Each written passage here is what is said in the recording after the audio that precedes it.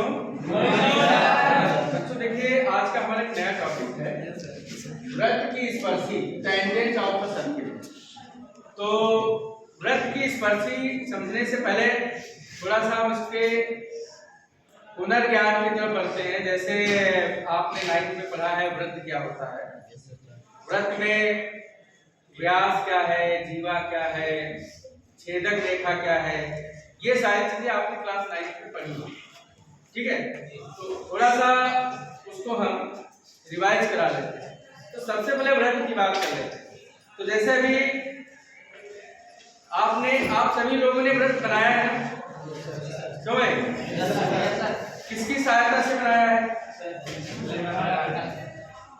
प्रकार और पेंसिल की सहायता से। तो वहां पर आप देखते हैं कि प्रकार की नोक एक होती है और एक जगह आप पेंसिल लगाते हैं, एक पेंसिल की नोक होती है।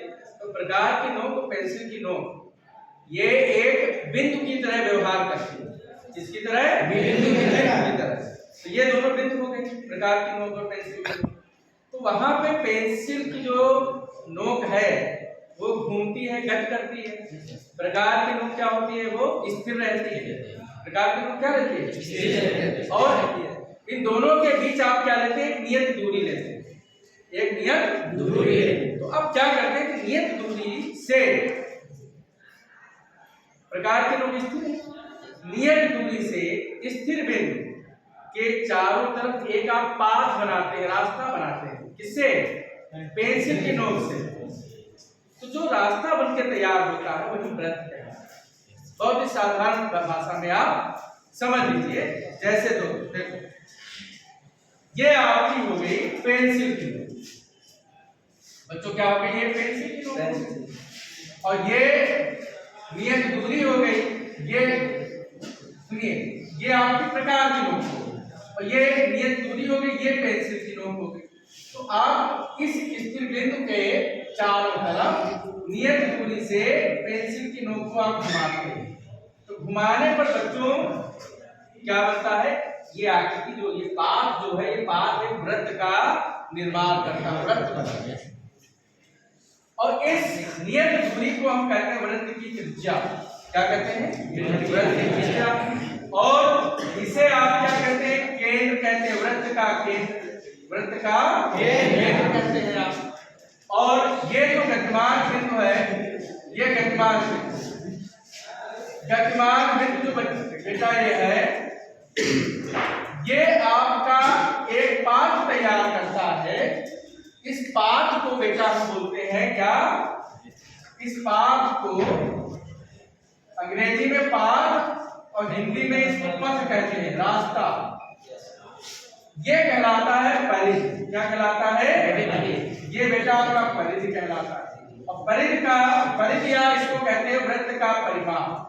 वृत्त का परिमाप भी कहते हैं। बात समझे कि नहीं? इसे वृत्त का परिमाप भी कहते हैं। और इसका सूत्र होता है 2 पाई r।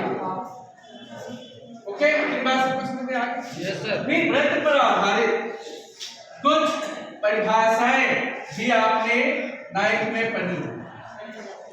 वो क्या है? जैसे पहला व्यास समझ लो, फिर स्पर्शी पर जाते हैं। व्यास त्रिज्या का 2 गुना होता है।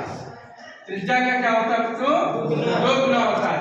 मतलब इसी को अगर हम आगे बढ़ा दें तो ये बन गया व्यास। PQ आपका इसमें व्यास हो गया, ठीक है।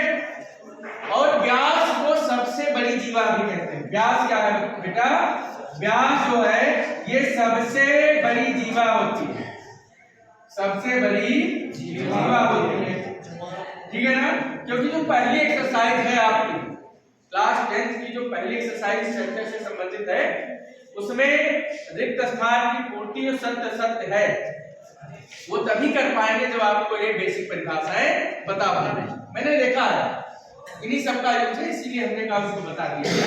दूसरा देखो, अब तुम्हारे दिमाग में आता होगा सर ने यहाँ जीवा लिख दिया। जीवा क्या होती है? तो बेटा जीवा को हम कहते हैं अंग्रेजी में कॉर्ड। तो ये वृत्त के किन्हीं भी 2 बिंदुओं को मिला दो, परिधि के कोई 2 बिंदु ले लो, ऐसे मिला दो, ऐसे मिला दो, ऐसे मिला दो, ये सब बन गई जीवाएं। ये क्या हो गई? जीवाएं। और इसमें जो सबसे बड़ी जीवा जो केंद्र से होकर जाता है उसको हम व्यास कहते हैं। क्या कहते हैं? व्यास। ठीक है ना? इतनी बात समझ में आ गई? जी सर। अब हम आगे बात करते हैं छेदक रेखा। इसकी अब देखिए बेटा, जीवा आपको समझ में आ गई। तो इसमें जो केंद्र से होकर जो रेखा खंड जाता है उसको हम कहते हैं व्यास। सबसे उसके बाद में अगला है छेदक रेखा। क्या है बेटा? छेदक रेखा। छेदक रेखा, तो छेदक रेखा को अंग्रेजी में कहते हैं सेकेंड। क्या कहते हैं? सेकेंड।